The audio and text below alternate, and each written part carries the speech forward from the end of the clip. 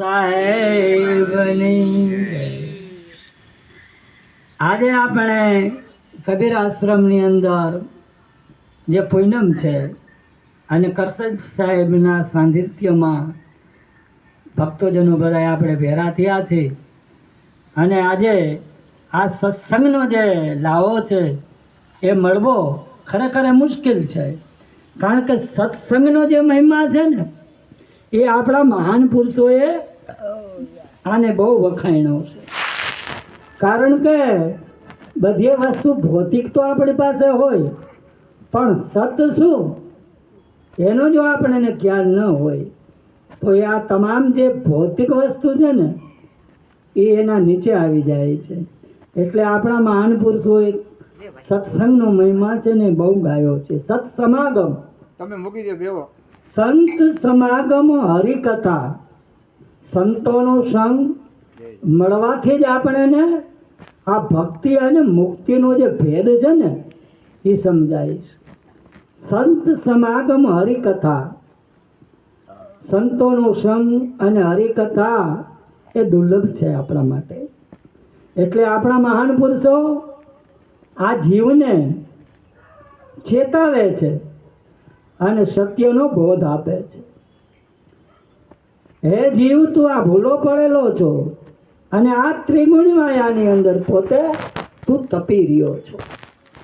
આ જીવને શાંતિ નથી, દોડી રહ્યો છે સુખને માટે, સંપત્તિને માટે, સત્તાને માટે, અને અંતે એક દિવસ આ બધું મૂકી અને પોતે વયો જાય છે.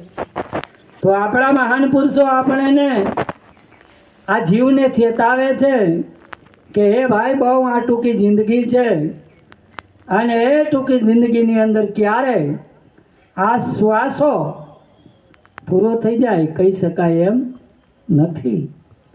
કારણ કે આ માનવ દેહ છે ને એ આપણને જે મળેલો છે કારણ, કાર્ય અને નિવારણ, આપણે અહીંયા બધા ભેરા થયા છીએ એનું કોઈ કારણ છે.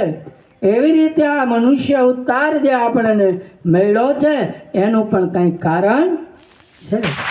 તો આપણા મહાન પુરુષો એનું કારણ આપણને બતાવે છે કે આ જીવ છે ને એ ઘણા જન્મથી ગોથા ખાતું ખાતો ક્યારેક ક્યારેક આ માનવ શરીર રૂપી એને આ નૌકા મળે છે. રવિ સાહેબ મહાત્મા કહે છે, ઘણા જલમથી ગોથા ખાતો જીવ આયો છે દુખિયારો રે, ભૂંડા માણસની ભાઈ બંધી થતા ચરતો અખર આચારો રે, આરુડા રામને હંભારો ભાઈ તારો મટી જાય ઘોર અંધિયારો. રવિ સાહેબ મહાત્મા આ જીવને ચેતાવે છે કે હે જીવ, જે રૂડા રામ જે છે, રામ કોણ છે અને હું કોણ છું, હું શા માટે આવેલો છું. આ અનાદિકાળથી આ ઝઘડા ચાલ્યા આવે છે. मैं कौन हूँ जगत क्या है वो समझ में जो आ जाए, मैं कौन हूँ जगत क्या है वो समझ में जो आ जाए, अनादिकाल का झगड़ा वो तो कि पल में मिट जाए. કે હું કોણ છું ને જગત શું છે અને હું શા માટે આવેલો છું, મારે શું કરવાનું છે.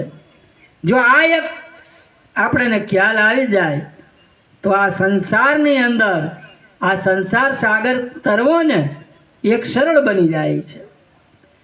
એટલા માટે જ આપણે સંતોનો સંગ કરીએ છીએ, કારણ કે હું કોણ છું અને હું શા માટે આવેલો છું.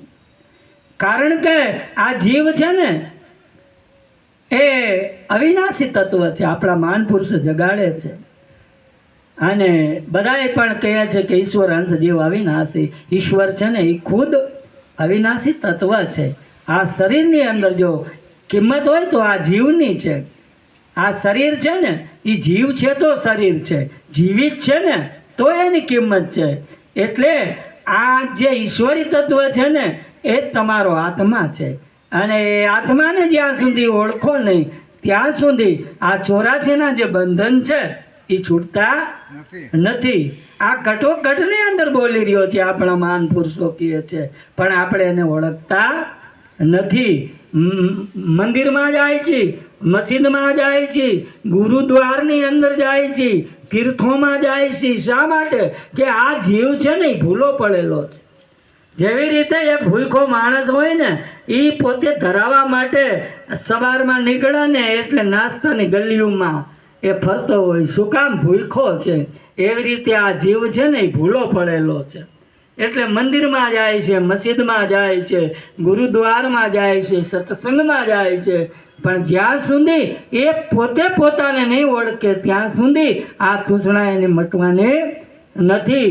એટલે આપણે આ મહાન પુરુષો આપણને એમ કહે છે કે અંતર્મુખ જે તારી દ્રષ્ટિ છે ને, બહારમુખ જે તારી દ્રષ્ટિ છે એને અંતર્મુખ કરી નાખ. કારણ કે આ સુરતા છે ને એ બાવરી બની છે. એટલે આપણા મહાન પુરુષો કહે છે કે આ સુરતાને આ પોતે પોતાની અંદર પોતાના ઘરમાં જ્યાં સુધી લઈ જાય નહીં ત્યાં સુધી આ જીવને શાંતિ મળતી નથી. અને આપણને સદગુરુ બતાવે છે. કારણ કે ગુરુ મળે પછી બધું મળી જાય કે. એટલે આપણા મહાન પુરુષો કે પરસમ બધા કાર્ય મૂકી આપણે સંતોનો સંગ કરવો જોઈએ.